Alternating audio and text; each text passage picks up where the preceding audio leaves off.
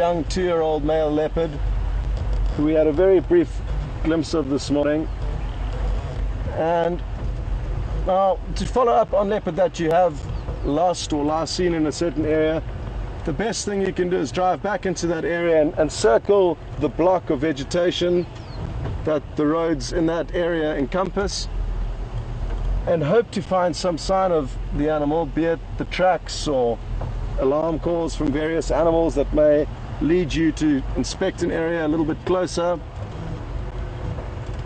Sadly, so far we've had no signs of him, which is not a problem at all, because there are many other interesting animals out here for us to investigate and explore and look for. So we shall continue to do that. It also might be in our interest, if we are in this general area later on this evening, to again loop around and check for any sign of him. He could well have lay up in the riverbed that was very thick after we last had visual of him, and he could still well be lying there until the cooler hours of the afternoon. It's a very, very hot afternoon, so I'm not expecting that we will find too many predators active at this stage of the day. Having said that, though, leopard would be a good option if I had to choose one predator to hope to see active during the hotter hours of the day. One thing we didn't really manage to look for this morning was elephants, and it's an animal that we haven't seen for a few days now. The herds that were moving through this area a few weeks ago have obviously moved off, and I'm sure we'll be back soon, but for the time being there aren't too many elephants or sign of them. But maybe we'll head into the northeastern corner this afternoon and have a snoop around there. I haven't been there for a while, so that could be why I haven't seen any sign of elephants, simply because I haven't explored a certain area. So we can make our way there slowly and see what we bump into along the way.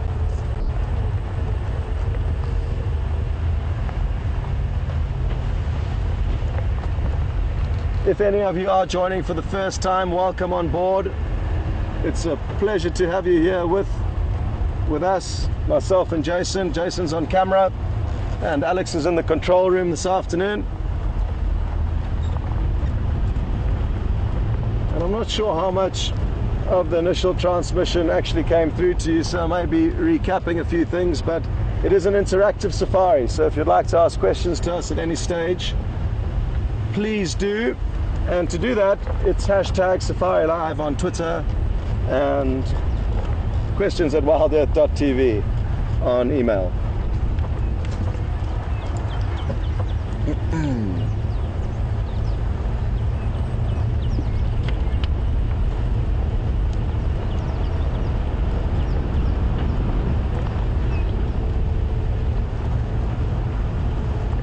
You may notice I have my video camera on the dashboard in a different position. We've been using it mounted behind the vehicle, basically from a high point where the antenna sits, and that way it also gets Jason in some of the videos, which is great, so that he doesn't only have footage of the animals he's filming but also himself in that situation. So we've just mixed it up a little bit today to try and work some different angles. And when I find some time, probably after this project, I'm going to have a lot of fun editing together all of the video footage that has been captured on this little video camera.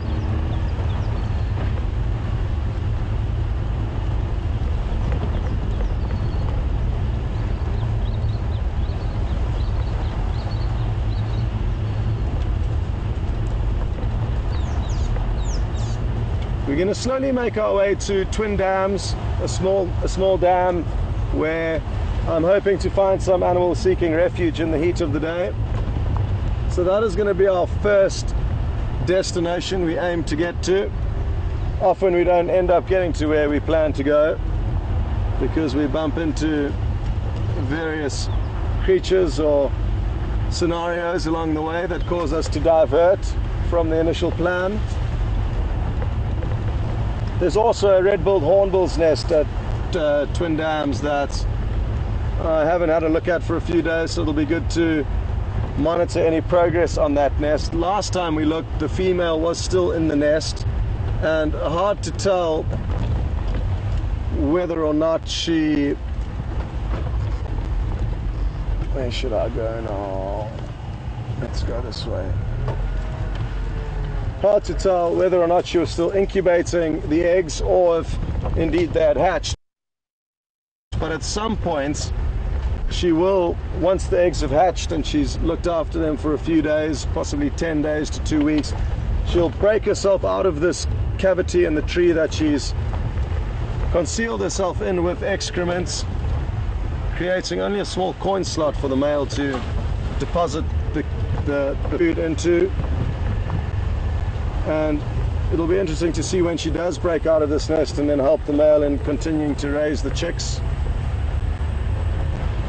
So that is something small yet interesting to look forward to.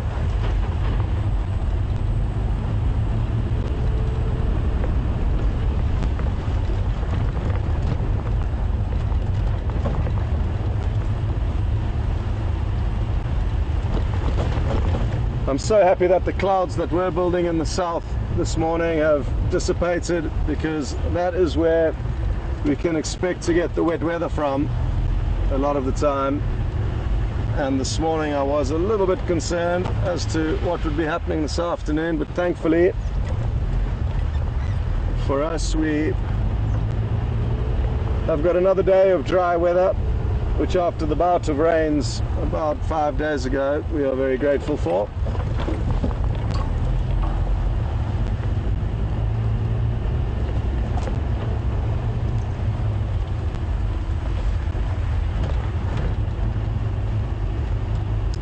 Just going to turn up the volume for the Game Drive channel.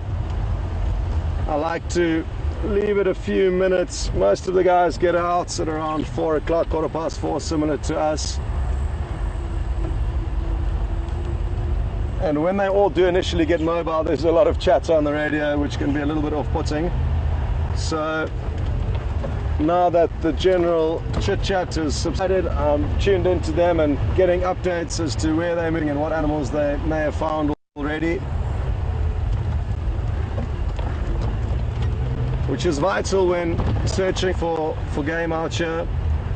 It's very, very large areas that we get to explore, and without the cooperation, I think we've just found another nest. Maybe not. So there's two Birchall starlings flittering about this leadwood tree, and I initially... Where are they hiding? Have you got one there, Jason? There's one. I'm battling. Okay. Possibly the one on the left is going to be a better option. There we go. You're on the way there. A little bit more. Perfect. So sadly you cannot see the beautiful blue iridescence as it's sitting in the shade, but they flew to a small crack in the fork of this tree that I thought could well be a nest of theirs, but they're not wanting to show us any of their secrets this afternoon, so we will continue on. We've got a pair of these nesting in also a leadwood stump, funnily enough, so that was a leadwood stump. They are used for structural support beams in a lot of the lodges as they're very strong wood, and in one of the we have dinner every night at the Magnaletti. They're nesting in a leadwood pod there, about a meter off the ground, and we can actually, oh, look at this. This is incredible. Folks, we're just thinking about wanting to see an elephant, so I'm just going to try and get out of the road for him so he can walk past us. And he's in must. I can see a stream of water dripping from his penis. So I'm going to have to keep an eye on him because he may be aggressive, but let's see what happens here.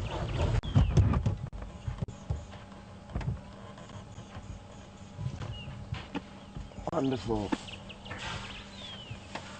Look at this, folks. A big elephant bull walking past us, and despite being in must, you can see that water dripping between his legs. He is completely relaxed. So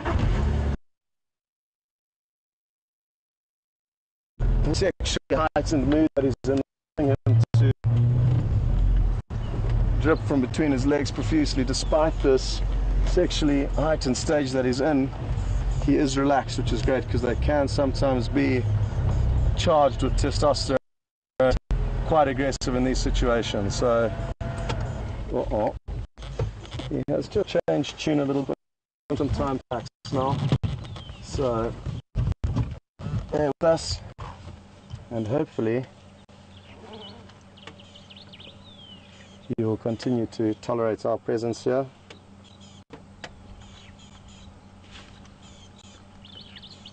Absolutely wonderful. Look at him throwing this mud over his body. I am going to just give him some space temporarily while he gets used to us. And we can just watch him from the rear throw this mud over his body, creating a protective sheath which will aid in keeping bugs off him.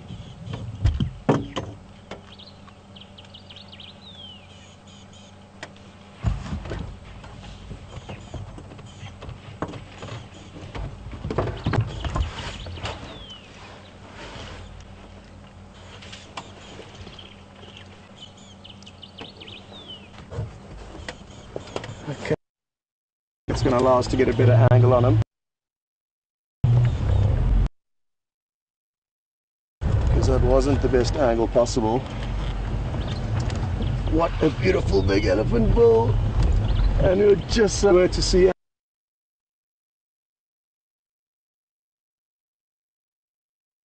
We really have lucked out here now. Let me see what is going to be the best angle of approach here. Sadly, the sun is going to be on the other side of him, but let's see what we have with a better angle. I just need to be careful. This area looks quite swampy that we're driving through, and with all the rain that we're receiving, we don't want to get stuck.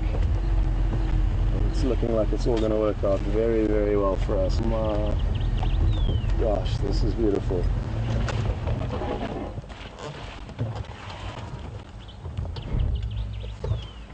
Now you'll notice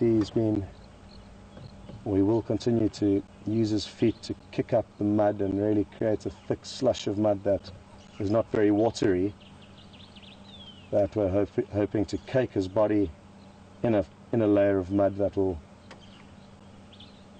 encapsule any ectoparasites that are on his body, and also prevent any new ectoparasites latching onto him.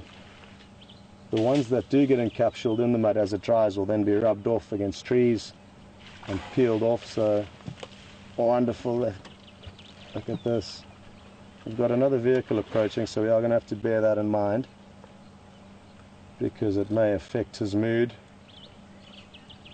And this behavior that we can see him now performing, draping his trunk over his tusk, is a very, very good indicator that he is in must.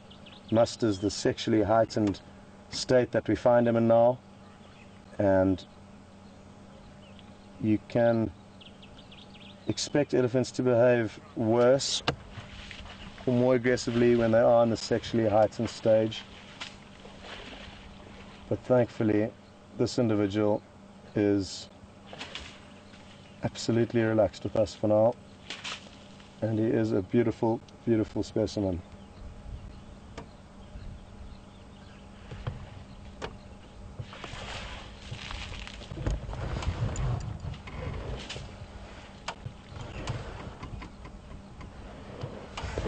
Just going to turn the vehicle around slightly, folks, just to make a small pathway for him to leave if and when he does want to leave, because we don't want to be in his way.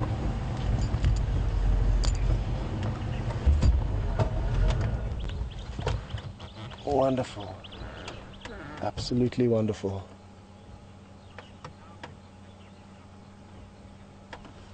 Sorry, Jason's giving me sign language to get out of the shot. Apologies folks if you saw my head getting in the way of this beautiful sight here.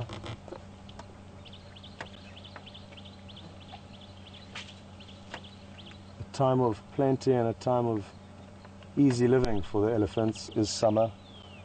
There's lots of mud around due to all the rain. So these moments of grooming and looking after themselves, it becomes easy. There's a lot of food around. You can see how lush and green it is. Well, sadly,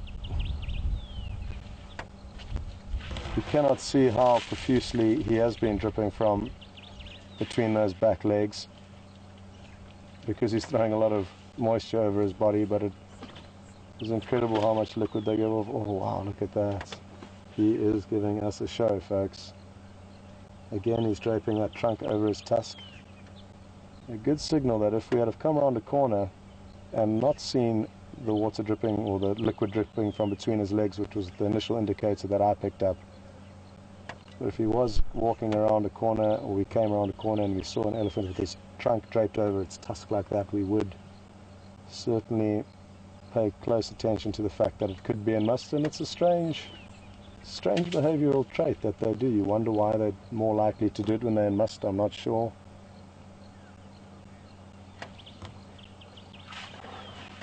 The other good news is that because he is in must, he could be searching for females, so let's hope that he's not far behind a breeding herd of ladies.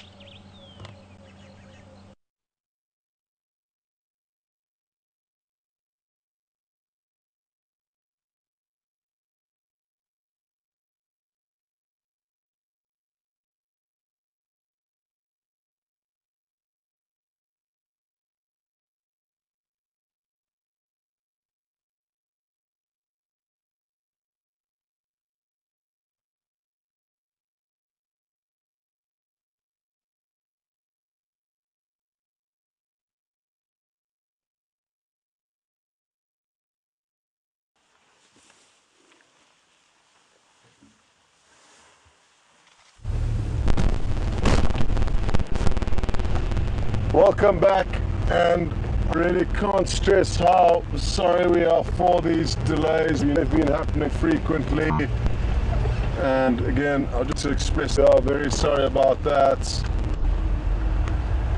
We had to get some parts and make plans and rewire and make a new plan, but hopefully it's going to hold out. But we haven't been exploring. We left the elephant bull, that beautiful elephant bull that we were watching earlier. We left him to head back to camp, and we are going back in the area where he was last seen, but I'm sure he would have moved off by now. But that's not a problem. We can continue with our initial plan to get to Twin Dams and have a look what's going on there and see what happens thereafter. Jason is on camera this afternoon for any of you that have just joined.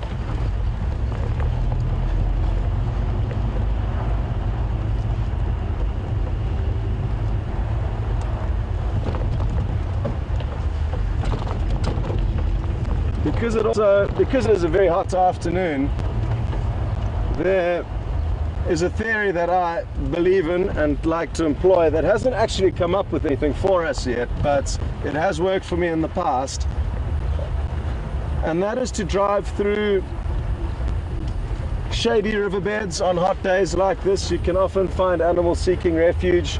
It's a low-lying area, and full sand is often a good refuge to find animals like leopards, so we will mere way bed that will actually flow in the season, but thankfully now we can still drive down it. And very getting into an area where that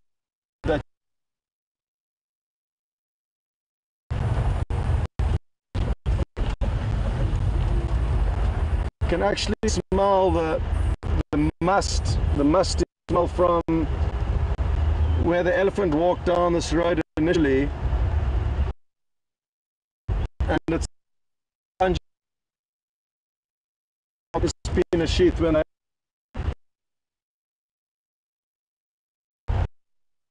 you can smell that on the road, which if we didn't know about the elephant, that he had indeed walked down here.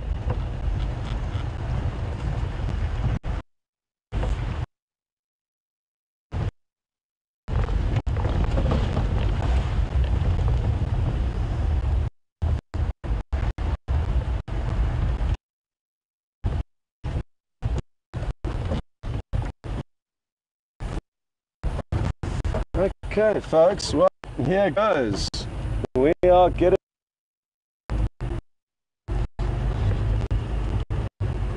There's just something about these riverbeds that really need to make it fit into that low hanging branch.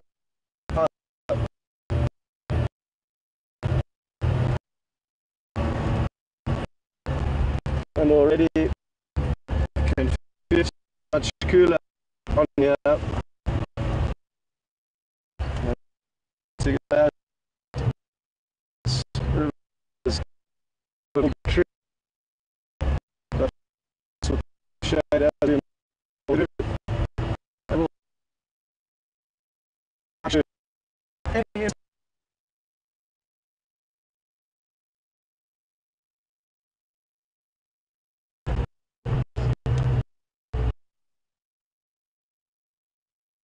Single man for the section, and then it'll again.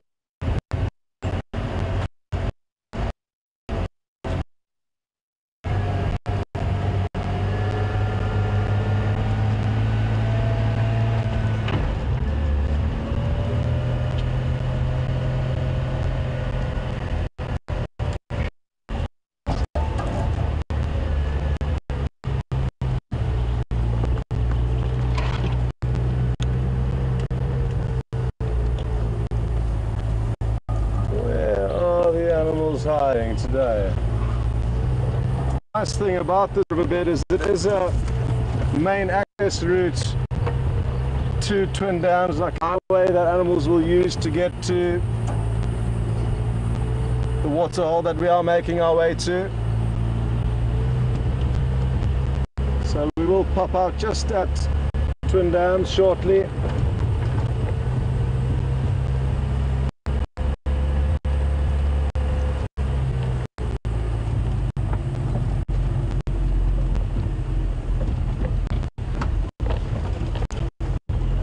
Imagine coming around one of these beautiful corners and let the line down, and it would be absolutely cool.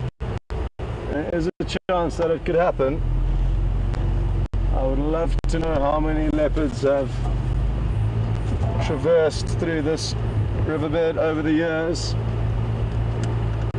What would also be nice is to be able to hear some stories from the trees that have seen animals pass through the riverbed. They would be able to provide us with.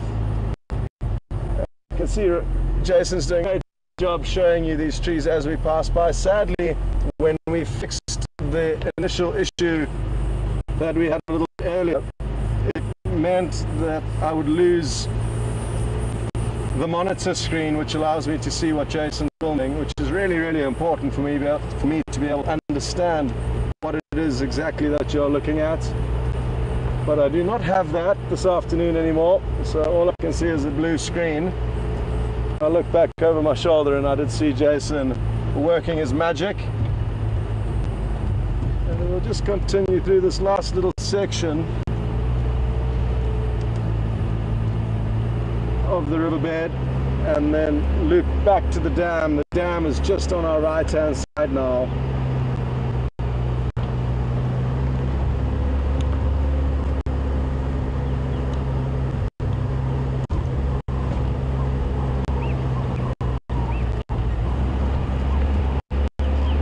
And nobody has driven here since the last rains, which is beautiful. You can see there's no vehicle tracks. So we are the first people through here since the last heavy rains. I can see tracks of animals that have passed through here. Difficult to tell in the soft sand because you don't get any definition.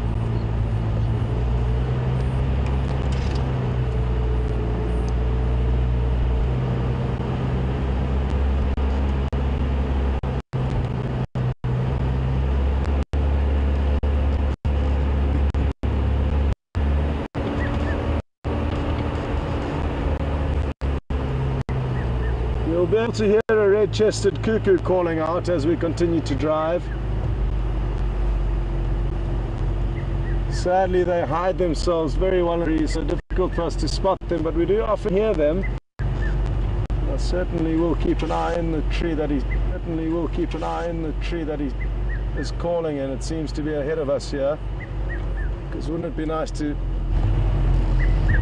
We're getting closer.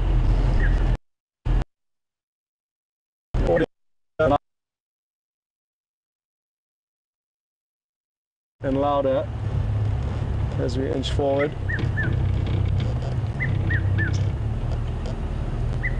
It must be in this large knobthorn ahead of us.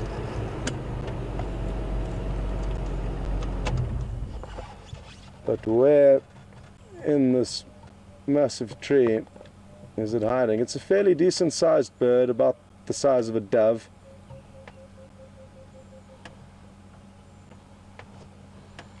Like I said, they do like to position themselves in areas of the tree that are not easy to see. We're now hiding. We'll try from this angle. Oh, am I dreaming? I think. No, let me get my binoculars onto that. But can you see that? I think it's just a dead branch. Yeah. Oops. False alarm. What I had seen was a dead branch, and I often do that, folks. I get a bit excited and my mind contorts inanimate objects into whatever animal it is that I'm looking for.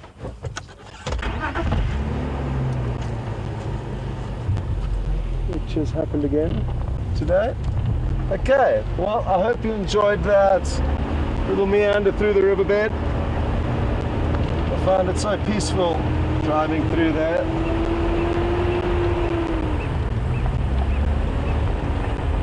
And like I said, we'll now loop back onto Twin Dams and see if it has any visitors this afternoon.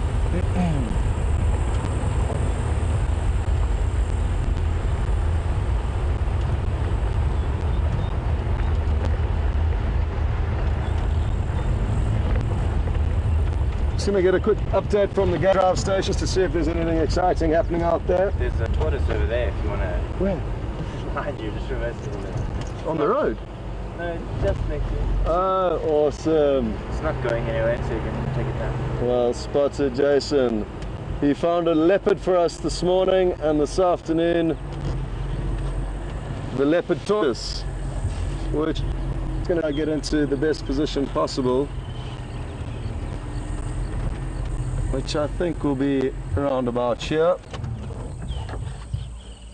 And again, folks, I'd just like to say that I can't see what Jason's filming, but I'm sure you can see this leopard tortoise making a dash for this thicket, seeking refuge, but he may continue to power through, as even out in the open they don't have too much to worry about with that hard shell. There he goes. Now this is a tortoise in a big rush. They usually don't move this quickly. So this is him at full sprint. Must be tiring business carrying that big heavy shell through this kind of terrain. They must be incredibly strong little animals to be able to off-road through this thick vegetation. But as you can see, he powers through with no issues. Well done, Jason. A leopard this morning, a leopard tortoise this afternoon. What will he find us next? Any ideas of what you might want to find us next? I don't know, we'll see. Okay, mentions open. Sneaky. Well, you can see different tracks in the road. It will not for you to see them because of the shadow that's being cast onto the road, but if there is an area where, oh, here we go, this might work. Oof. Can you get those tracks on the right hand side, Jason? If not, just let me know again because I can't see into the monitor. Yeah. You should be able to see a big round smooth patch where the vehicle tracks no longer exist. If you try to get onto that track there on the edge of the sunlight, is that the one you're on, Jason? Yeah. Perfect. So you can see that an elephant has passed through here, and in all likelihood it is that same big bull that we saw earlier this afternoon. He did continue to head south from here towards where we found him, and we'll be able to tell. What I'm going to do is I'm going to have a look on these to see if there's any sign of moisture dripping down onto them. And sadly,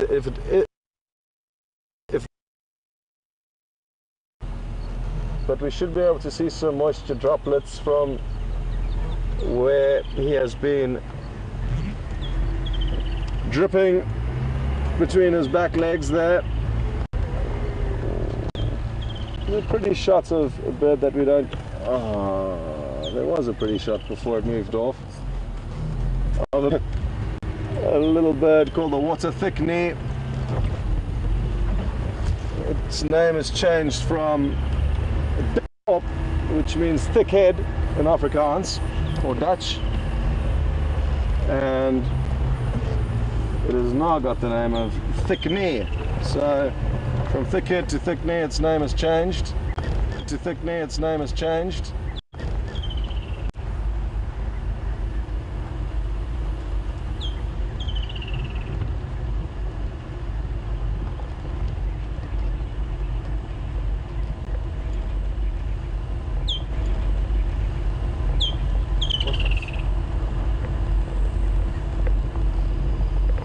Alex, if you could just go again with the name and where the individual's from, please.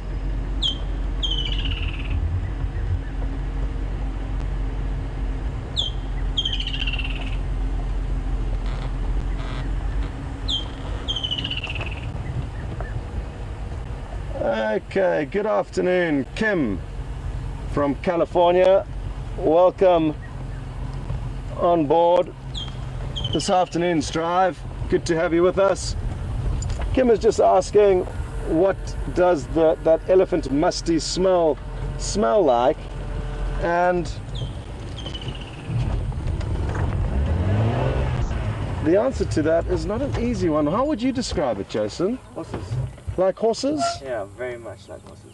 I guess like a damp horse, like a horse stable. Sweaty horse. A sweaty horse. Exactly, that's a very good way of describing it. So, like Jason has said and helped me to come up with a good way to describe it smells kind of like a sweaty horse, a very distinctive smell, and I think it's quite a sweet smell. That could potentially be due to the memories I think back to when I do smell it. But yes, thank you for that question, Kim, and hopefully one day you'll come out here and get to smell it for yourself firsthand.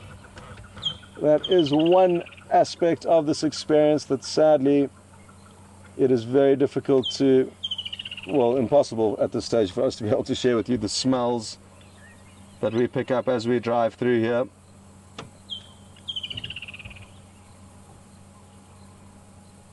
What you filming at the moment, Jason? Just the skyline I see? Just the pretty. Good, the prettiness, good. It is a beautiful spot here at the Twin Dams, but at the moment it appears like nobody is here to visit, which is a pity. There's a hornbill's nest that we know of in this leadwood tree. The only problem is, as we drove past, I saw that the angle of the sun at the moment is going to make it impossible for us to show you, or maybe let me have another look. Let me go back there and have another look and see if we can wait a few minutes for the hornbill to come back. The male, the last time he came here, the male was still feeding the female, and she was enclosed within the nest still. And he's got quite a high strike rate when he's hunting, this male, so we usually don't have to wait more than 5 minutes before he comes back with a kill. So let's give it a few moments and see if we don't get lucky.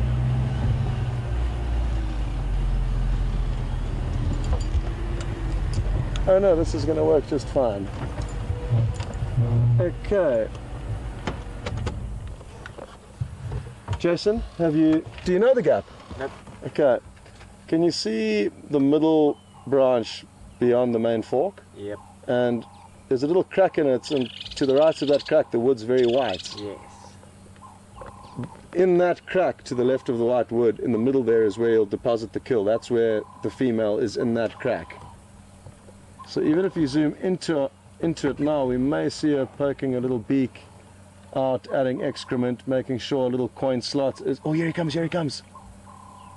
I can't see what you're filming, but you know what to do now, Jason. He has got a kill, and he's about to jump up, maybe film on that crack, and we'll see him fly up and deposit the kill. It will be brief. There you go. Oh wait, I'm too high. Oh, you're on the wrong crack. Oh no. We'll have to wait a few more minutes. Sorry folks, that was a bit of a letdown. We thought we had the right crack, but we had the wrong one. And the hornbill came back, did exactly what we wanted it to do, but we were filming in the wrong place. That is due to the fact that I cannot see what Jason is filming. So apologies, it's a small sacrifice to pay rather, than not broadcasting at all. So that was the move we had to do this afternoon. And like I say, it shouldn't take too long before he comes back and deposits another kill.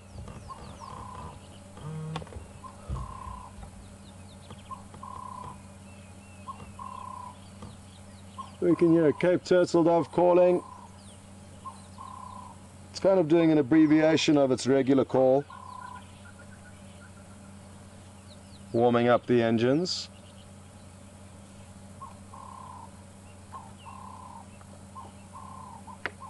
There we go. Now he's doing it properly.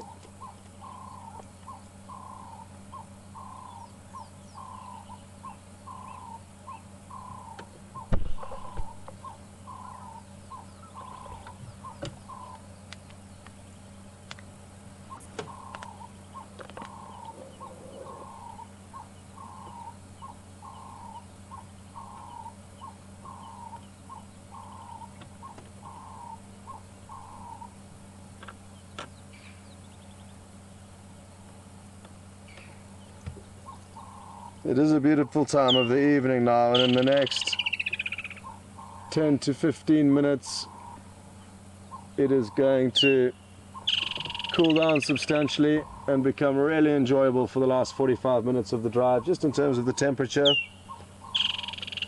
And as you can hear, the birds are also beginning to get the evening chorus going. That's a woodlands kingfisher we can hear with the shrill call. There's my impersonation. It's got room for improvement. Jason, would you like to perform a woodlands kingfisher call? Go on then. Chick. Okay. Okay, no, it's quite similar to my technique that I use. You get some people that are incredible at whistling. Peter Pretorius, one of the other presenters, can mimic a scop owl incredibly. I was very jealous when he showed me that little trick of his, and I've been working on it since then. Jason was also working on it for a while, but I gave up because my... Come on then. Not bad. Oh, the hornbill's back, the hornbill's back. Get ready for action, folks. He's about to deposit another kill into a little gap within which a female will be waiting. Wonderful. How did that go, Jason? Did you get that? Yeah. Okay, good. Well, folks, I'm glad you got to see the hornbill feeding his family. as you can see, he's making the most of the last few hours of sunlight to get as much food into his family's belly as possible. And on that note, we shall continue. Good stuff. Oh, well done. So I nearly got Jason into a buffalo thorn there, but he managed to pull off a matrix style maneuver to get out of the way. Okay, update from the Game Drive channel quickly to see what's going on.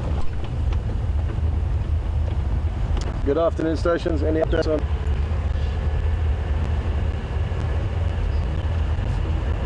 Copy. Thanks very much, Ephraim.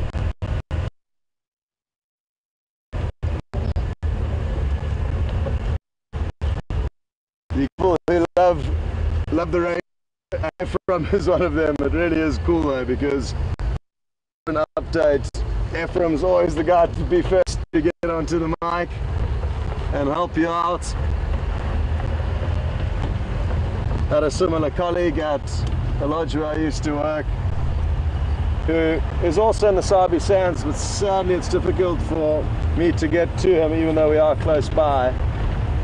He's on the southern Sabi Sands, which you need to approach from a different gate to the northern Sabi Sands. But hopefully in the coming weeks, before I leave, I'll be able to go across and have a barbecue with him. Or a braai, as we term it here in South Africa, B-R-A-A-I, which all it means is a barbecue. But as South Africans, we take pride in braaiing. It is a big part of our culture and something that we all love. And we're actually having one tonight back at Manyeleti Camp. So we don't have them often, but Mark and Viam and Brian have decided to. South Africa, we take pride in braaiing. It is a big part of our culture and something that we all love. And we're having one tonight. So we don't have them often, but this evening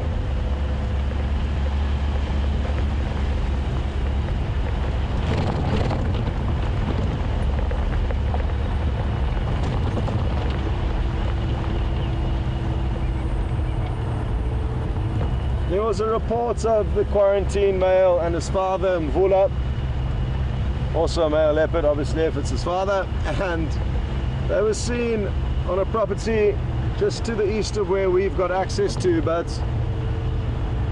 they were quite close to the boundary, so they could well have come back towards our land that we can traverse. So that is one thing that we could bump into in this area. One of many though, and I do talk about leopard a lot and do love viewing them a lot, so there's reason for it, but it's important to understand that a lot of your drives you base around looking for predators because they are impressive and they are wonderful to watch, but they're also very difficult to find, so a lot of the time you spend looking for them is actually unsuccessful. But by being in an area where you think you could potentially see them and just enjoying whatever you do see along the way is kind of what ends up happening. So it's not that we're only looking for leopard, we're just putting ourselves in a place where we could hopefully bump into one. And anything else along the way? Here we go. Oh no, I thought it was going to fly in front of us. It was an Egyptian goose. Yes, we have hit the jackpots, I think. I think we found an Egyptian goose nest. Oh yes we have. Come on. I don't know how we're going to film this. I'll show this to you. Oh, you can hear they've just taken off. And I'm fairly certain they will be nesting in the fork of this tree. I can't see an actual nest.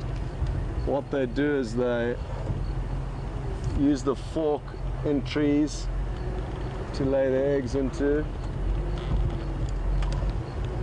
Let's just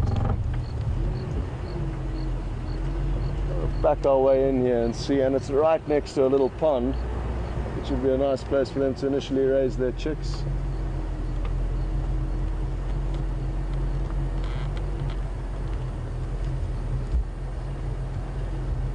Maybe I was wrong. It does look like a very good crack in that fork of that tree that could potentially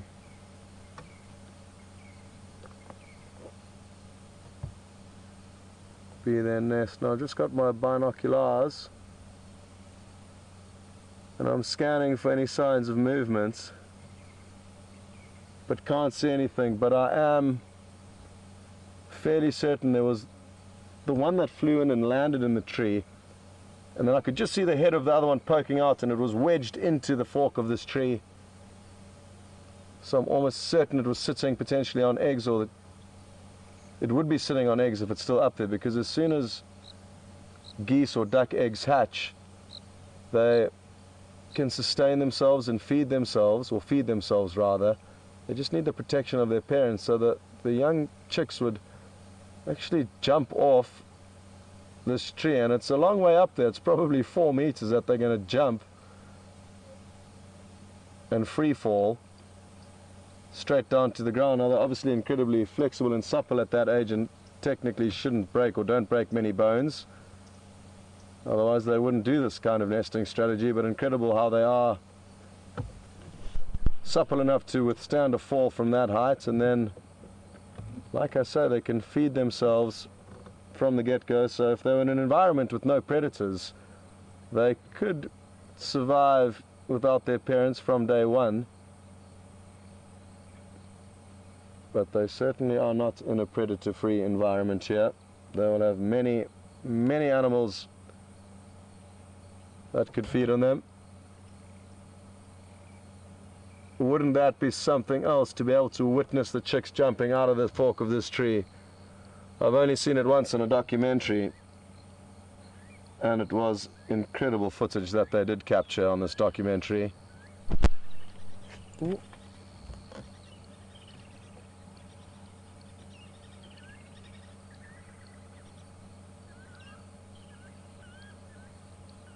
I want to wait 1 or 2 more minutes, so bear with us. I'd just like to see if an adult doesn't come back. If not, Romeo's a very good tree climber, so we might just send him up there to have a quick look.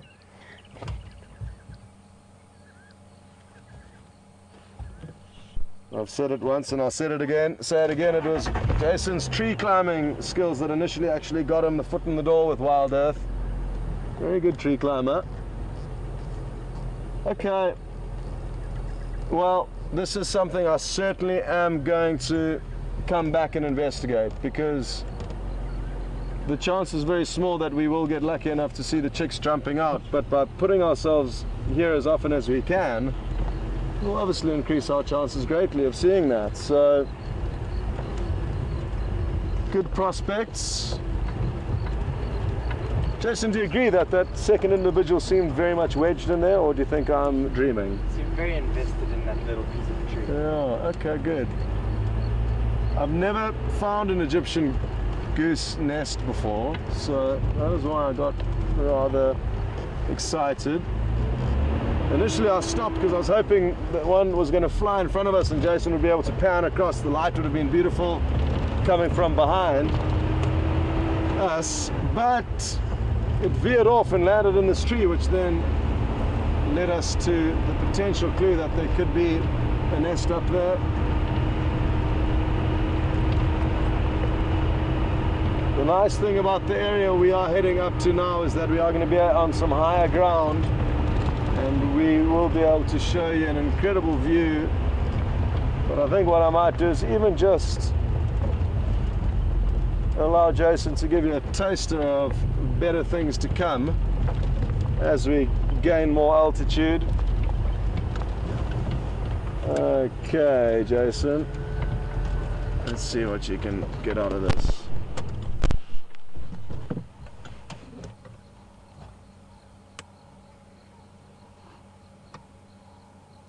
So we are looking out to the west. As you can see, the sun is setting slowly, and by about 20 to 7, I think, roughly, it should be completely down. So we've got another half an hour roughly before the sun sets, but then another half an hour after sunset before it does become completely dark. Tonight, however, it won't become completely dark because we had a full moon last night, and I think we're going to expect a lot more brightness from the moon tonight as well. I'm not sure if it was completely full last night or tonight, but I'm sure the moon will be up again tonight. And out here, the moonlight is incredible with no pollution in the sky. It illuminates the landscape so well that you can drive around without lights on. And actually last night when we drove back from the campfire chat, we didn't have any lights on the car, and it really is a magical feeling to be driving around in the middle of the night with no lights on. Again, I can't see what Jason's showing you exactly, but I'm sure he's doing a great job at it, and as soon as he's had his full here, you can just let me know and we shall continue. It appears he's done. Good. Thank you, Jason. Thank you. So, a beautiful, beautiful afternoon here in the low veld of South Africa. We're in the northeastern corner of South Africa, very close to Mozambique. That would be our closest bordering country, but then further north from here we have Zimbabwe, which also borders the Kruger National Park in the northernmost tip.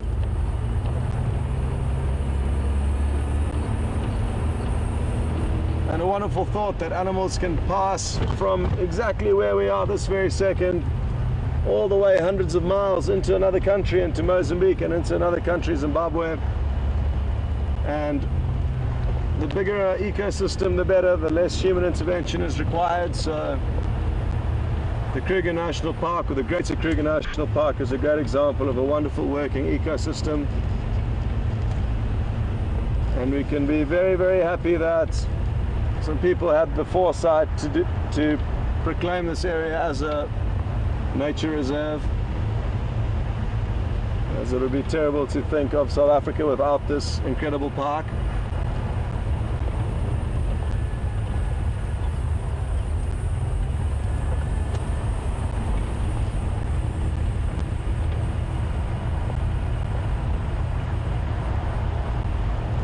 Jason, are you drinking enough water? Yep. Good.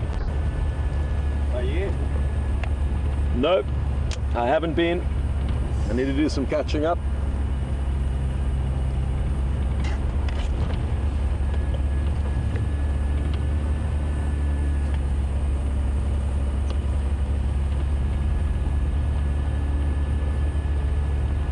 It's a strange feeling that comes over me at this time of the afternoon, when, like I said, when it cools down, and you just can't help but feel that there's going to be something exciting around every corner you go.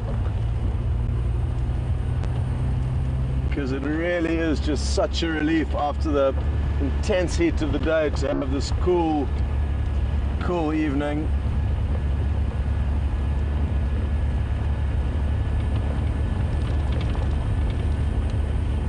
And usually in the next kind of 15 to 20 minutes, all of the people who are out here, lucky enough to be out here on safari, will stop whatever vehicle they're in, offload a cooler box with some snacks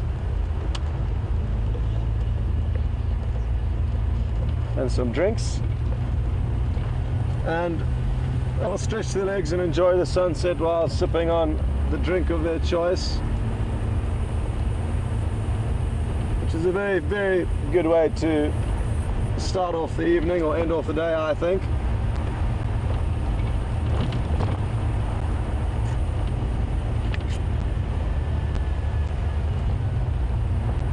And the same is done on the morning drives, except usually tea or coffee is drunk in the early hours of the morning, whereas evenings, beers, wine and gin and tonic are more popular.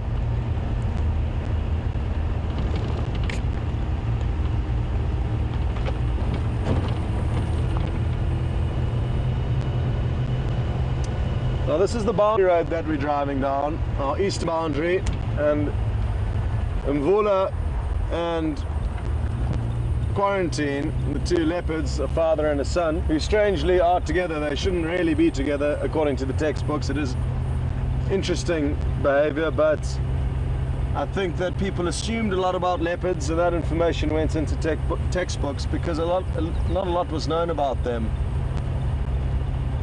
But now a lot more is known about them, especially in this area where it's possibly one of the best places in Africa to view leopards and follow them and get to understand their habits. And what I've noticed in my time here is that you do get very strange reunions with a mother, two different litters of cubs from years apart, possibly 2 years apart, and their father all in one sighting. So the most I've ever seen together was 5, a mother, a father, a 2-year-old son and her 2 3-month-old cubs, a male and a female. Not far south from here, along the Sand River,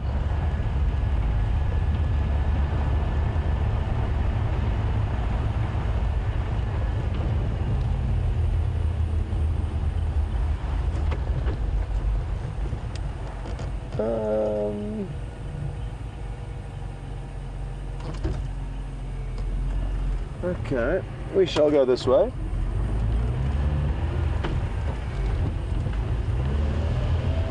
I'm aiming to try and get to Buffelshoek Dam, and there's 2 different ways we could have got there from that junction, but I decided to take a more windy route than that straight road that we were on.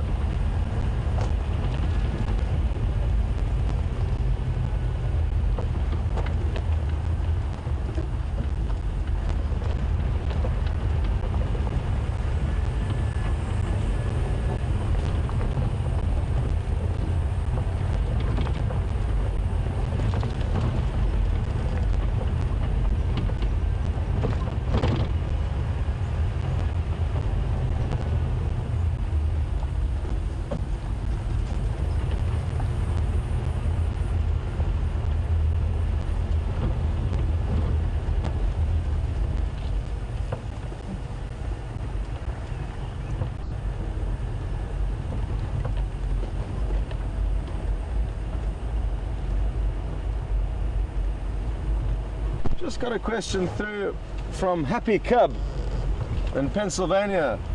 Good evening, Happy Cub, and welcome on board. Great to have you with us.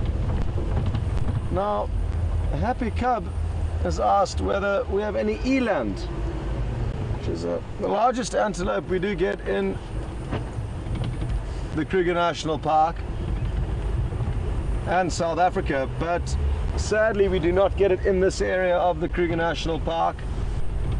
Further north from here you do get eland, and they are beautiful, beautiful large antelope with occasionally vertical white stripes on them depending on where you find them, and spiraling horns, not very long, but they are part of the spiral horned antelope family along with the kudu and the nyala and bushbuck. But no, sadly we do not get them here, Happy Cub. So hopefully if we're broadcasting from another wilderness area in the future, there will be some eland there that we can show you. But for the next month while we are here at Djuma, it would be a miracle if we saw an eland. Thanks for that question though. At the moment I'm wondering where any of the antelope in Djuma are. I haven't seen too much this afternoon, but that's how it goes sometimes.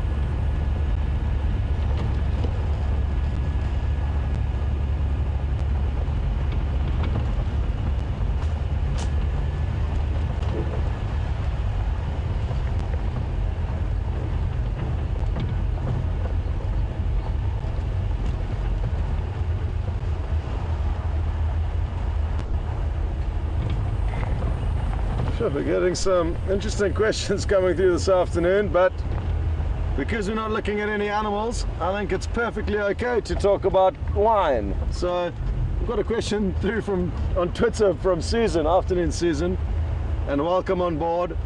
Susan was interested to know where the vineyards are in South Africa and whether any animals pay an interest to them.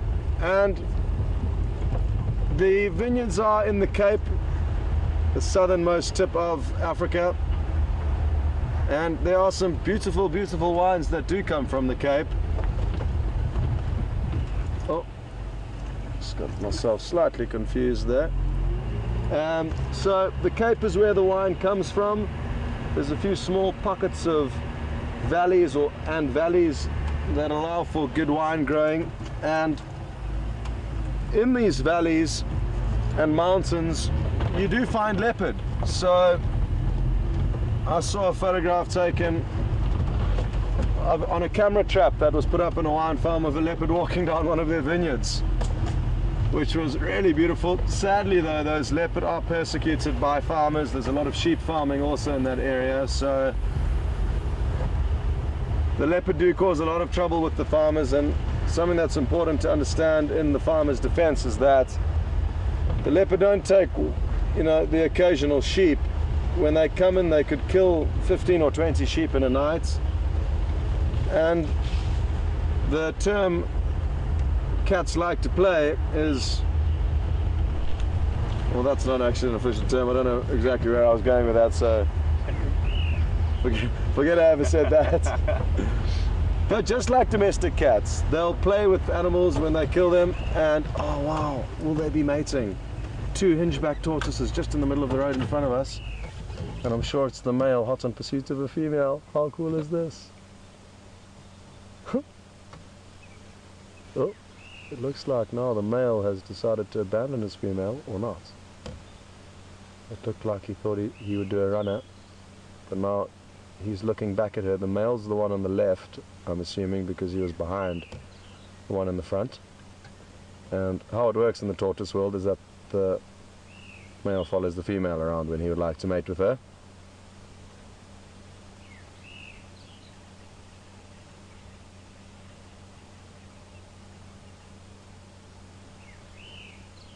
But he's abandoned his lady in the middle of the road. I thought we were going to be watching a bit of a romantic event, but it's turned into a bit of a drama. Where has he gone? I mean, it's highly unlikely that the two of them would be following one another around for company. It would be for mating. And the male decided to scurry off into the bushes as soon as the female stopped in the middle of the road. Obviously he may have been a little bit nervous about us, and now he's just left his lady alone. It looks like she's going to take this opportunity to head in the opposite direction and drop him completely, so obviously she wasn't too interested in what he was planning. I am certainly going to wait though and see if he doesn't come back chasing after her. Wouldn't that be awesome? Come on.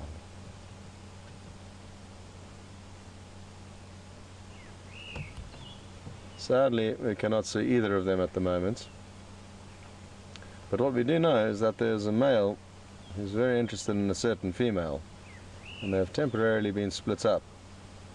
The female has subsequently headed in the opposite direction, which kind of makes us think that she's not too interested in him. And it'll be wonderful if we just saw him running back across the road to try and reunite.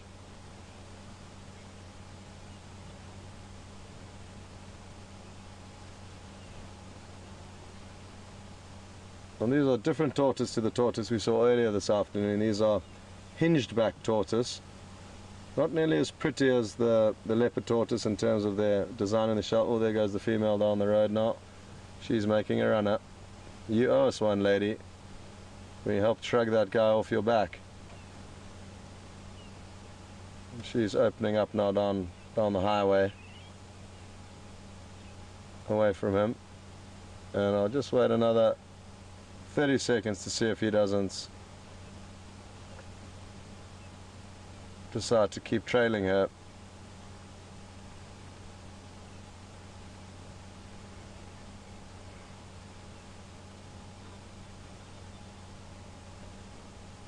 It really would be magical if he did. But sadly, I think that he is more scared of us than he is interested in being with her. I will make sure not to run her over, and thankfully she's just going to lie down on the road as we pass. And then continue with the afternoon once we've moved on. Well, that was interesting.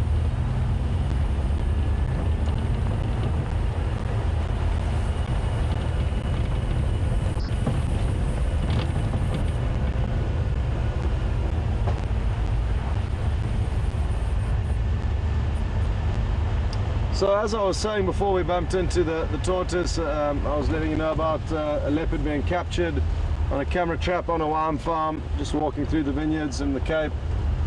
And then, yeah, sadly the leopard in the Cape are persecuted by farmers, but there is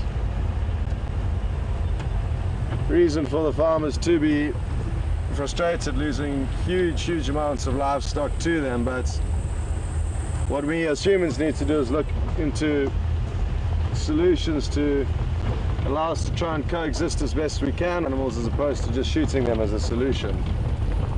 Sadly though, the world over, conservation is still far behind where it should be, and in most countries you go to, you find animals, doesn't matter big or small, that are under threat for various reasons. Thankfully, the world is slowly opening their eyes up to the necessity of conservation, and hopefully we will manage to swing the tables back in the animals' favor, which it certainly isn't at the moment in a lot of different places.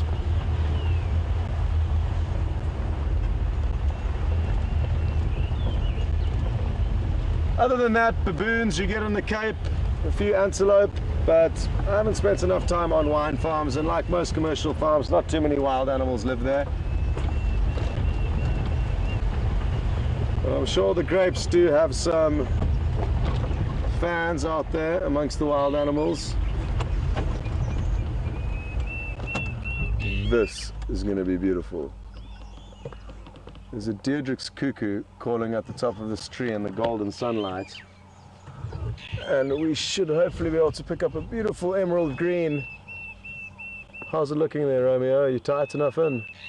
I think you're good. Are we getting emerald green? Getting emerald green. Beautiful. Now, Can you reverse the centimeter? I would gladly do that. Should we not go forward to get more direct sun on it? But let's go forward to get direct sunlight on it. Okay. Now we've heard this bird calling on many a drive, and I have mentioned. Bet. Are we gonna get back a bit? Wait, please. Roll. Don't move a muscle. Okay, backwards a little bit. It's tiny. There we go. Okay, well this is a beautiful Deirdre's cuckoo. And like I said, it's a bird that we've heard calling on many an occasion, but I've never been able to show you. And this view that we have right here is spectacular.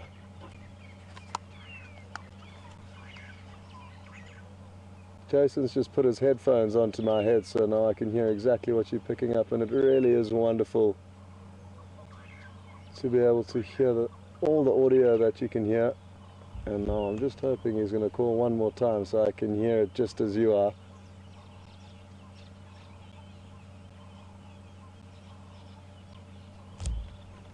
But in the meantime, I'm just going to enjoy the view through.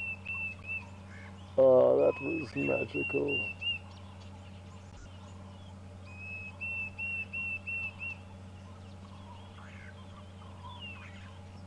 What a beautiful, beautiful bird, folks. Now that was a good sighting.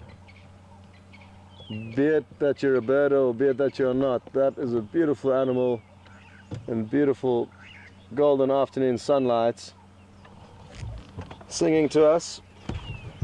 So that was a great success. Good. Good, good, good. No. Should we do this silhouette as well, Jason? It's a uniquely shaped bird. Oh, there. And this is the go-away bird, the grey go-away bird. You probably won't be able to see too much colour, but what you will be able to see is their little crest on their head, long tail. He's doing a wonderful job fanning out for us now as he cleans himself, or herself, I'm not sure the sex of this individual. It's very difficult to tell, or impossible for me to tell. The males and females look identical. Is the silhouette any good, Jason? It's pretty awesome. Good.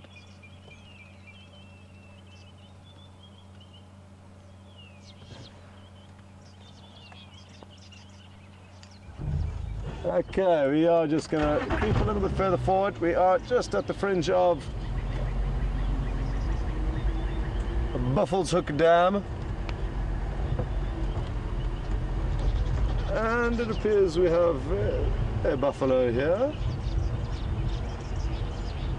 2 Egyptian geese, and hippopotamus, 2 buffalo. The buffalo are going to be difficult to show from this angle, but they are. What I'm thinking, Jason, is to go around onto the other side, and that way we can. I suppose actually let me reverse. It's just let me go forward. We're gonna battle to get a good angle on them.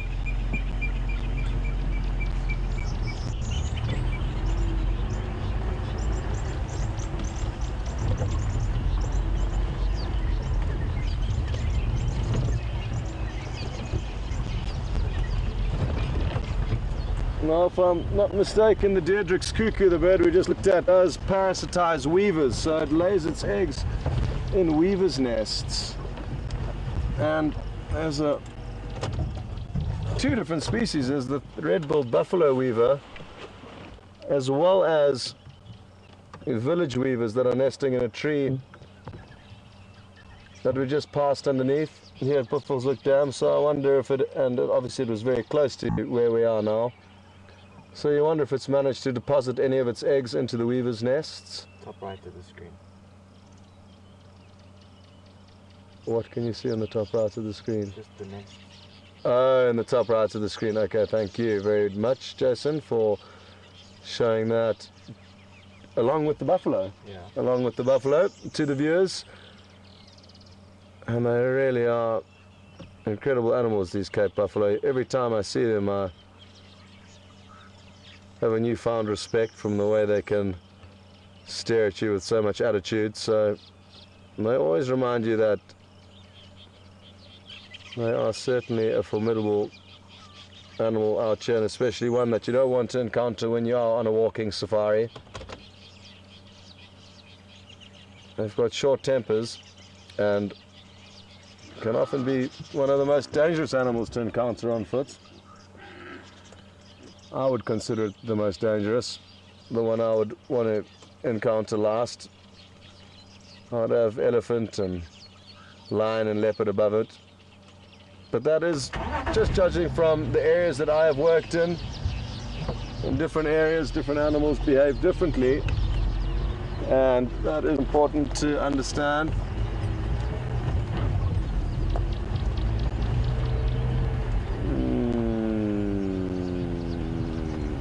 Yes, we shall go this way.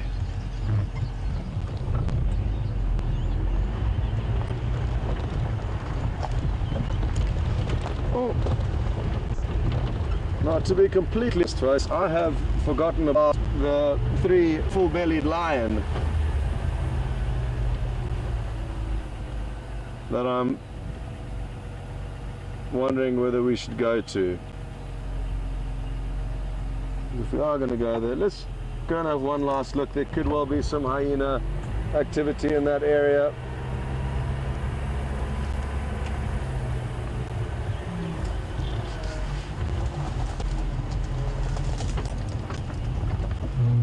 So we will make our way there. We are quite far away. We're kind of on the other end of the property now, but we can get there with enough time to have a look at what's going on. The lion, I'm guessing, are not going to be hugely entertaining. They've been gorging themselves in buffalo for 3 days now. What is it, 4 days now? 3 or 4 days. And in all likelihood going to be lying down, panting heavily. Their lazy state that they're in. Just to sneak in, grab some bones, some leftovers.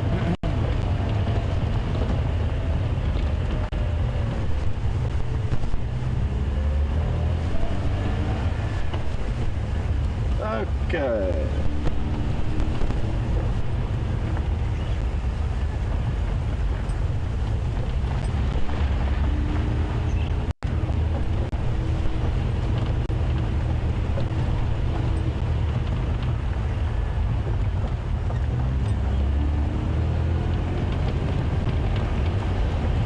Copy that, thank you, Alex.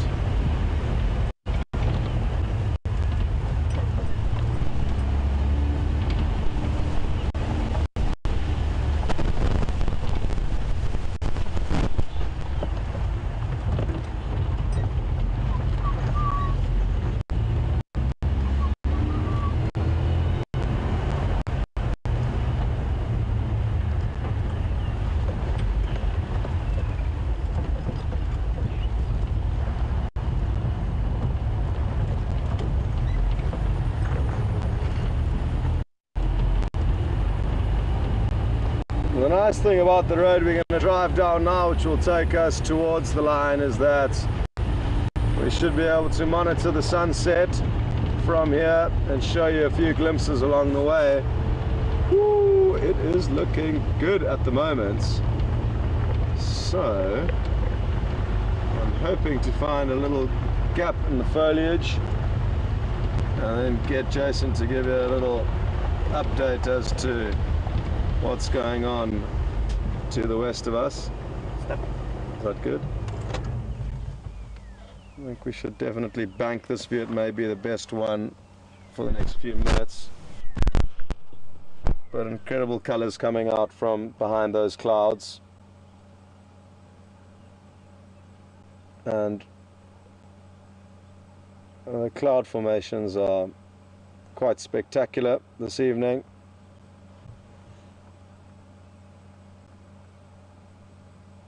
Again, folks, I can't see what Jason is filming.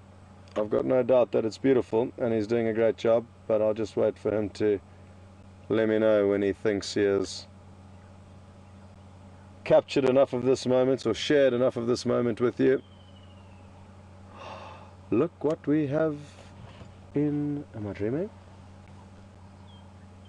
No. Yes, we have hit the jackpots. There's a baby python in the road in front of us. Can you believe our luck? Oh my word. Now, for those of you that have been following these drives, I've been hoping to see a baby python or any python since the day I arrived here. And now, sitting at this beautiful sunset, I look in the road in front of me, and there it is, slowly slithering across, and you'll notice those beautiful markings. And I just wish if there was one drive the monitor was working, it was this one, so that I could see exactly how well you are seeing it. But Jason, how's it looking? Oh, come look. Okay, that's a good idea. Need to just put the handbrake up. Sorry about that. Okay.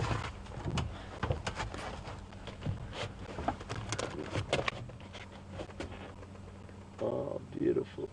Absolutely beautiful. Can you go in tight and then do a pan down? And that's all we got, I think. That's all we got. But if you go closer. Okay, let me know how much closer I can get without the bonnet getting in the way. What is interesting to see how it's moving, folks, is that pythons and adders move in a caterpillar-like motion. So it's pulling himself across the road with its rib cage, as opposed to other snakes that typically travel in a serpentine, slithering motion, pushing themselves from side to side. Pythons will use the slithering motion when they're in a rush, but when they typically move, they use this incredible caterpillar-like motion that we can see here.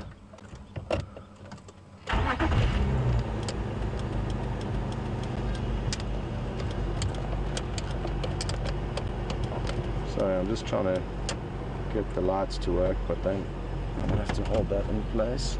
Just let me know how much further I can go, Jason. Yeah.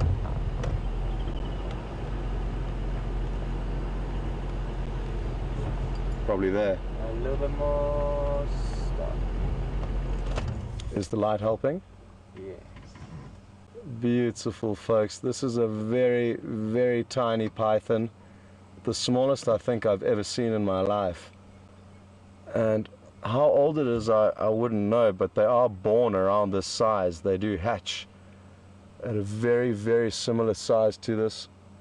I don't know the exact hatching length that the textbooks say, but I'm guessing it's around 30 to 40 centimeters, which is what this individual is. If anybody could look that up, it would be great. The African rock python, hatchling size. And there could be more around, because like I say, I think it is a hatchling, and its mother would have incubated it in its egg, which again is very unique behavior for snakes. There's not many snakes that incubate the eggs, whereas pythons do. And this is just magical to watch. By moving slowly, it also creates a lot less attention to it. And when I initially saw it, I thought snake. And then I went back on my initial decision thinking, oh, is that a stick? Now, any bird flying over or animal in the area that could potentially eat the snake, if it continues to move this slowly, it's going to be difficult to tell that it's a snake, especially with that cryptic camouflage. I hope you can see its tongue. Can you see its tongue coming out nicely there, Jason? Yep. And that is its nose, essentially, that it's using to pick up scent. Okay, now we've hit bonnet. Okay, I'll back up a tiny bit. Can you pull in right? Hey? Can you pull in like that? Yeah.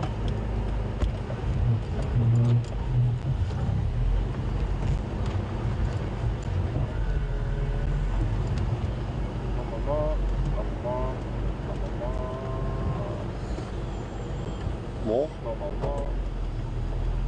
Stop. Thank you. Wonderful. Should I try and get the spot on it? This is good. There it is, somewhere. Oh, this is so beautiful.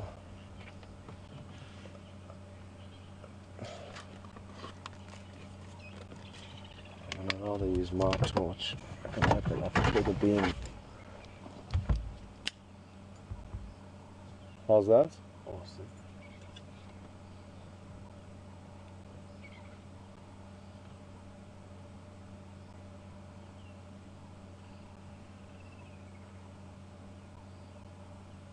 Now, something that I haven't mentioned, and which is very important, that I should have mentioned a while back, is that when this snake grows up, it could be 6 meters long.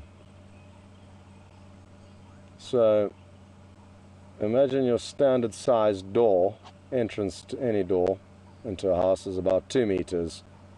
3 of those door lengths long is what this little snake could one day turn into. A snake big enough to catch and consume fully grown male impala, horns and all. So this, what we're looking at here, is a very, very formidable predator. Even now, from when it's born, it will be able to feed itself. But as it grows up, it's going to take bigger and bigger prey.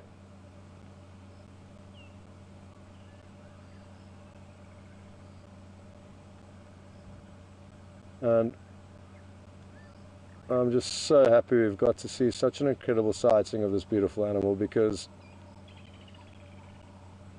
they can often, and do often, move away from us sooner than we can spot them.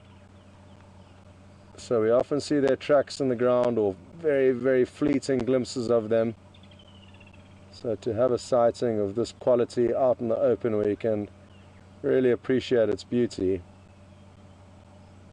is something that we should all be grateful for.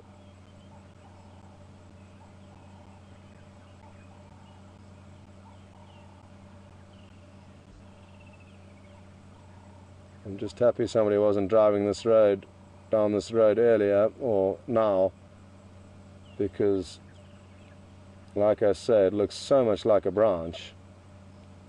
It would be easy to run over.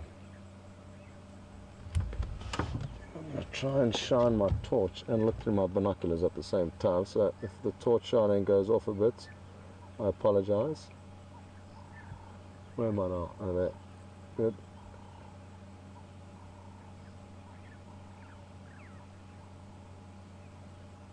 Aha. Oh my. No, I've just got my binoculars answered, and sure. Look at those patterns. Really incredible markings.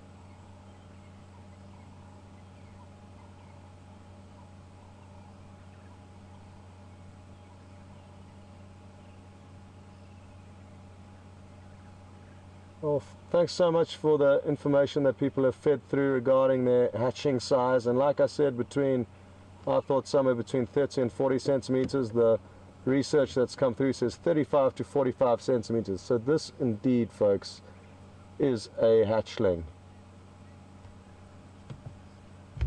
You would have noticed it passed over a vehicle track earlier, and if anybody screenshotted it, as it did pass over that vehicle track. A vehicle track is about 6 inches wide, so again, like I say, it's very, very close to around 35 to 45 centimeters at this length now that we're looking at it. And wouldn't it be nice to look around and see another one not far from here? I mean, snakes do grow very slowly, so it's not that it's necessarily just been born, just that it's this size, but it is a newborn. It'll take years and years to get to 6 meters in length, which it could potentially do one day.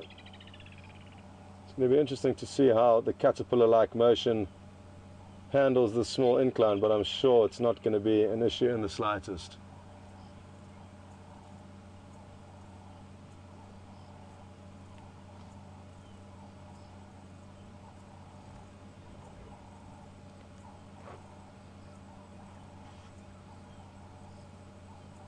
Got a question through from Holly. Good evening, Holly. Welcome on board. Holly's asking what kind of prey a small python like this would eat, and they'll be highly opportunistic, from small birds landing in the grass to small rodents. I'm sure even insects will form a large part of a young snake's prey. Insects like grasshoppers and moths, frogs definitely. How could I forget frogs? Lizards, chameleons. What else can you think of, Jason, that's small enough here and tasty enough for a beautiful snake like this? Did you say mouse? I did say rodents, covered mouse in the rodents category. So yeah, a wide variety of prey items, and that is similar to most predators, folks. They are highly opportunistic animals, and they cannot afford to be too fussy, your general predators. Can you still see it through the grass there? Yeah. Oh, that was magic. It really, really was magical, folks, and I can't describe how happy I am to have seen that animal. I was expecting to see a much larger one, but happy nonetheless to have seen one, and to see the smallest one in my life is just as special as seeing a big one, I guess, if not more special. So I'm glad all of you got to see that, and I hope you enjoyed it. I know there are a lot of snake lovers that have been hoping for a good snake sighting, and we have finally been spoiled. Whew. I am happy with that. We have one last look before we go. Oh, can you see it still?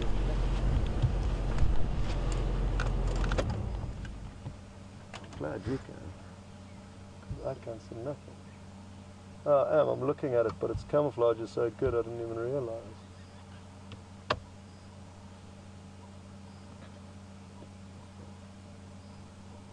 Oh, that's awesome. Let's see if I can get my torch back on there for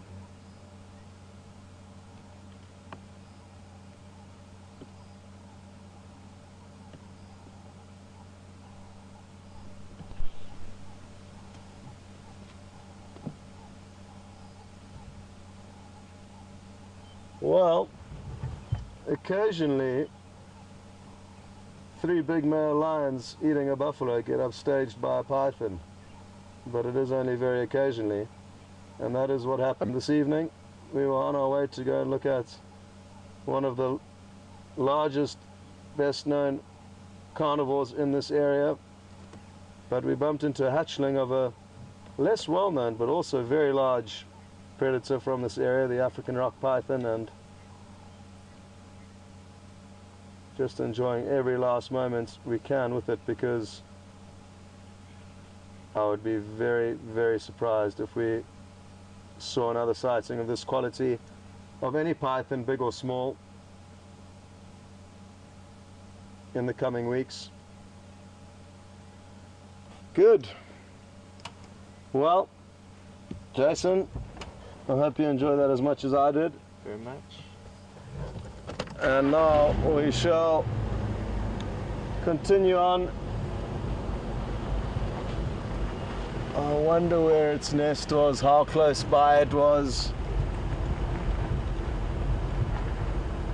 where its closest sibling is, and more importantly, where its mother is.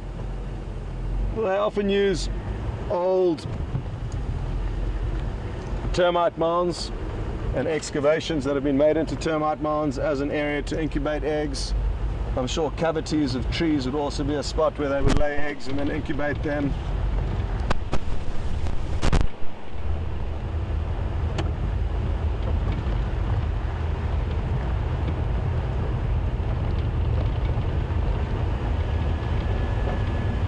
So sadly for the lion and any of you that were hoping to see them this evening, we are too far away to make it there now, so we are just gonna take our time and slowly make our way in the general direction of final control. We still are quite far from there, so we'll see what happens along the way. But that was just wonderful.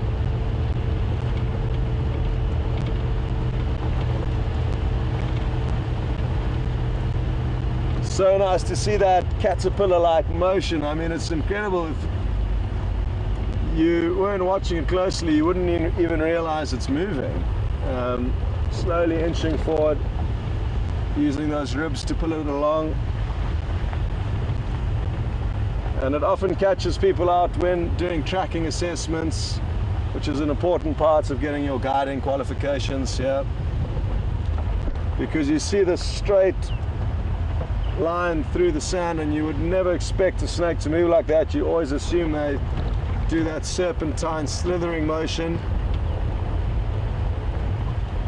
But the pythons and the adders use a rectilinear or caterpillar-like motion to get themselves forward, which catches people out often. This is beautiful. These are 2 black-bellied bustards floating up high above the sky, possibly to get a good look at the sunset.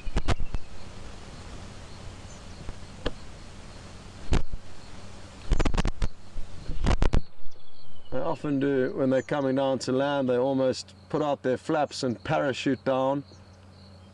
But they seem like they are off on a long journey and not planning on landing anytime soon. Wouldn't it be nice to know where they're going?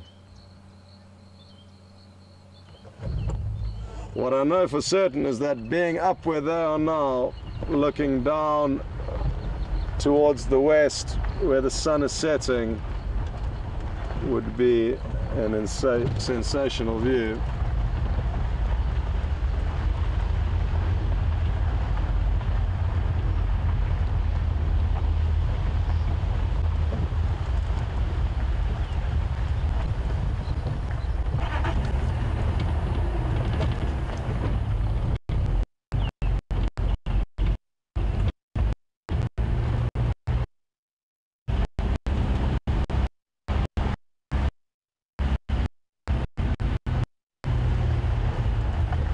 It really would be so nice to be able to follow an animal like a python as closely as we can follow the predators like leopards and lions, because I certainly would.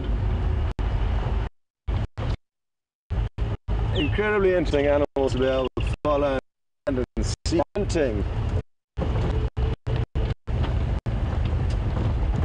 That is what's nice about nature, is that there are these that are less likely to allow you to see them, so that when you do see them like now, you get that very special feeling.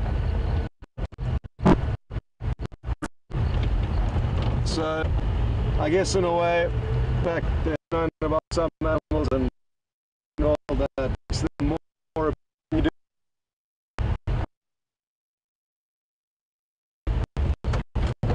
One thing I should have mentioned about the pythons, well, folks, sorry, there's a lot of information I should have poured out there that I didn't, but something important to remember about the python is that it's a constrictor, so it constricts prey and suffocates its prey, as opposed to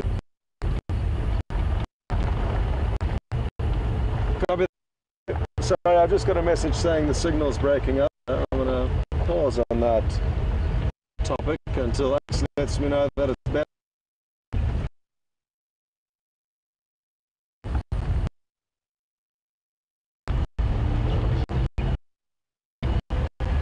How are we looking at?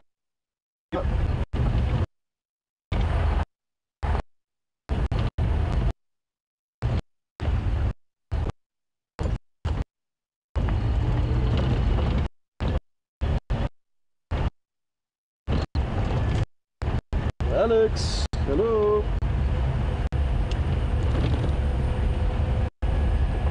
No, I was just wondering how the signal's doing.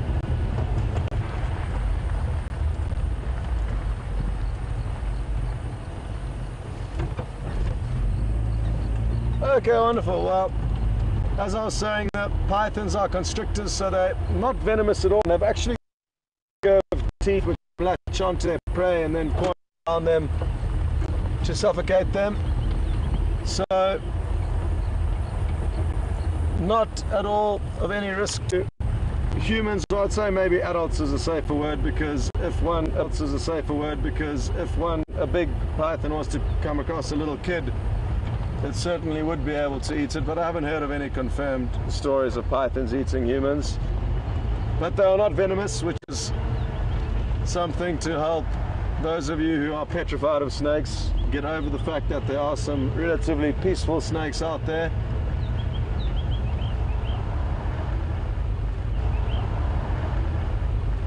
And if they do manage to latch onto you, you'll just have a series of puncture wounds and nothing else too serious to worry about. So a non-venomous snake, but despite the fact that it's non-venomous, it's still a very highly successful predator and can catch incredibly large prey. There's some baboon tracks heading down this road. Now, that is another animal that we haven't seen since we've been here, and it's not just one baboon, I'd like to say, it's a troop of baboons. And I wonder where they've decided to sleep. This big jackalberry tree on our left would be a good spot for them to think about doing it, but let's see if there's anybody home. Potentially they were just heading down to the dam to have a look around. And we've got a game view here. Good evening. How are you? Very good. How are you doing? Good. Cool. Cool. Lovely. Have you had a good drive? We just saw an African rock python that was about this long. Only 30-40 centimeters. Yes. Just crossing the road slowly in front of us. So that was really cool. and then an Ellie bull earlier on. Okay. Other than that, just a few little small bits and pieces. Have you seen the lion? We're going to go to them, but we're running out of time. We've only got a few more minutes of broadcasting. Yeah. Okay. I'm gonna ride for you, babe. Okay, cool. Okay, good. Well, I'm glad you got to see them, and we will see you later. Yeah. Okay, have a good afternoon.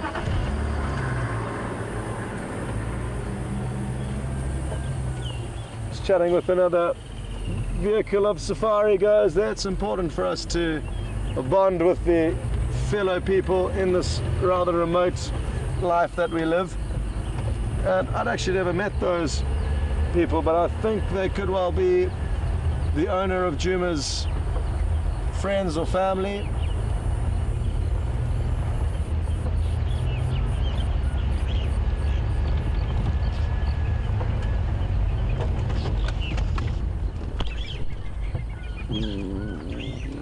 Sorry, I saw Jason did try his best. Did you get that at all? Yep. Okay, there was 2 fork-tailed drongos that chased off a Warburg's eagle.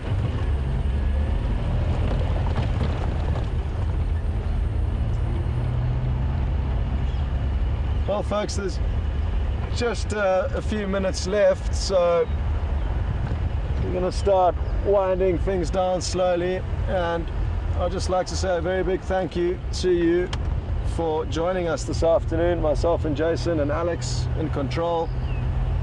It's been a little bit frustrating, and I'm sorry about the technical issues we did face earlier, but thankfully they have appeared to be solved for now, so that's good news. And you can expect Mark and either VM or Brian on camera tomorrow, and the mechanic is working on Giga, so hopefully he will work his magic as soon as possible and have that vehicle up and running for us in no time. But it is out of our hands, and it is in the hands of the professionals now. So hopefully sooner than later we'll be back up to 2 vehicles. Let's go right, driver. Okay, cool. Jason's got a feeling. I like where his head's at. So yes, folks, that's an update on Giga, and just to let you know who will be conducting the drives tomorrow. It'll be Mark. I'm not sure which cameraman exactly yet, but a big thank you from myself and Jason. I really hope you enjoyed the drive and are now going to enjoy this incredible sunset that Jason's panned across to show you. We can hear a hardy-da ibis calling in the background, and this is, I'm sure, a wonderful shot. So I'm actually gonna jump out and try and get a view of the monitor. Oh, wonderful. So folks, well, I hope you're enjoying that beautiful view for the next few minutes. But from myself and Jason, a big thank you again, and I really hope you enjoyed the python sighting, because like I say, I doubt that will happen again, and to be able to see it with in such a beautiful open environment like that, we could really get an idea of how pretty their coating is. So I hope you enjoyed that, and from myself and Jason, and a beautiful sunset here in South Africa, until next time, goodbye.